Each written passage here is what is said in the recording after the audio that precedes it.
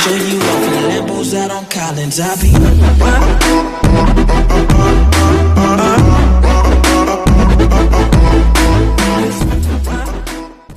Assalamualaikum warahmatullahi wabarakatuh. Perkenalkan, nama saya Sutrio Anggriawan. Di sini saya akan menjelaskan bagaimana pengolahan minyak bumi. Pengolahan minyak bumi terbagi menjadi dua tahap.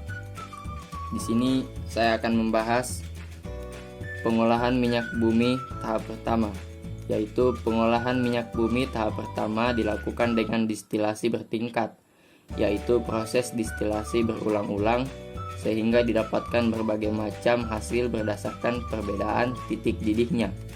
Hasil pada proses distilasi bertingkat ini meliputi A. Fraksi pertama menghasilkan gas yang pada akhirnya dicairkan kembali dan dikenal dengan nama LPG, Liquefied Petroleum Gas.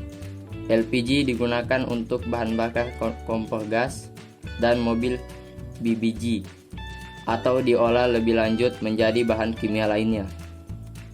Pembagian B, fraksi kedua disebut nafta atau gas bumi. Nafta tidak dapat langsung digunakan, tetapi diolah lebih lanjut pada tahap kedua menjadi bensin premium atau bahan petrokimia yang lain. Nafta sering disebut juga sebagai bensin berat. Bagian C, fraksi ketiga atau fraksi tengah selanjutnya dibuat menjadi kerosin, minyak tanah, dan aftur bahan bakar pesawat jet. Bagian D, fraksi keempat sering disebut solar yang digunakan sebagai bahan bakar mesin diesel.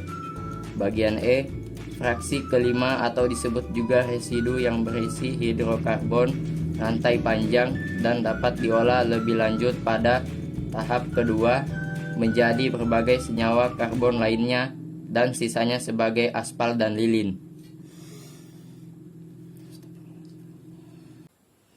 Berikutnya, saya akan membahas pengolahan minyak bumi tahap kedua.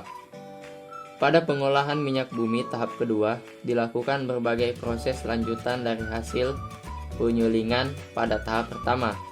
Proses-proses tersebut meliputi bagian A, perengkahan, cracking. Pada proses perengkahan, dilakukan perubahan struktur kimia senyawa-senyawa hidrokarbon yang meliputi pemecahan rantai, alkilasi, pembentukan alkil, polimerisasi, penggabungan rantai karbon, reformasi, perubahan struktur, dan isomerisasi, perubahan isomer.